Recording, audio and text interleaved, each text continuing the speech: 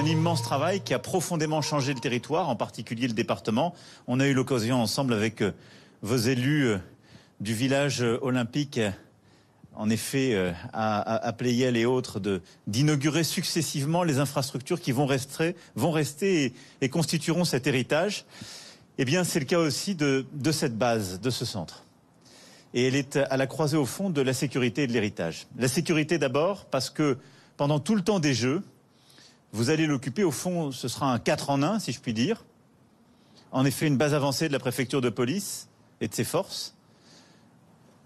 Un point pour la fluviale. Et là aussi, nos CRS qui ont un rôle particulier en la matière. Un centre de déminage. Et puis, évidemment, déjà la BSPP qui sera ici présente et pourra opérer. Et ce qui me permet, ce faisant, ce matin nous étions avec les ministres pour faire le point sur les éléments de sécurité les plus confidentiels pour la cérémonie d'ouverture. Je veux saluer vraiment l'immense travail qui a été fait, vous remercier, monsieur le préfet de police, l'ensemble des préfets, monsieur le préfet de département et toutes les forces d'intervention qui ont opéré. Remercier le préfet de région pour tout le travail, le pilotage qui a été fait en particulier en matière fluviale. Mais nous sommes prêts. Nous sommes prêts et nous serons prêts tout le long des Jeux. Monsieur le ministre, merci infiniment. Parce que vous avez aussi mobilisé, et vous êtes tous là pour le montrer, des forces de sécurité intérieure comme jamais, pas simplement pour la cérémonie d'ouverture, mais durant toute cette saison olympique.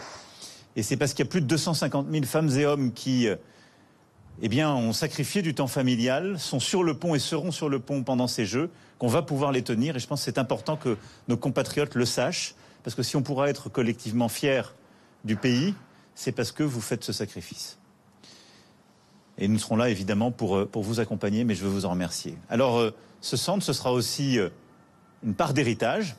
Et donc, dès le jour d'après, dès le 15 septembre, eh bien, les travaux seront faits pour que la BSPP, en effet, puisse pleinement prendre possession de ce centre et compléter son dispositif régional et continuer à sauver des vies, à accompagner. Et je sais combien c'est important pour les élus qui sont là, parce que ça contribuera à la fois à l'amélioration de la vie sur le territoire, mais aussi à la pleine possession du fleuve, de ses abords, et à retrouver aussi une vie qu'on a, si je puis dire, rendue meilleure grâce à ces Jeux et à leur héritage. Voilà, mesdames et messieurs, ce que je voulais simplement dire en étant à vos côtés pour dévoiler cette plaque.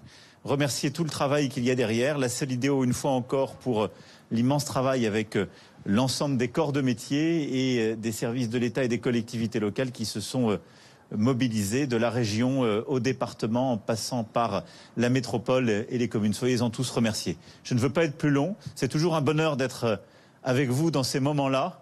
Et je reviendrai après les Jeux pour en voir l'héritage à vos côtés et voir la vie qui aura changé.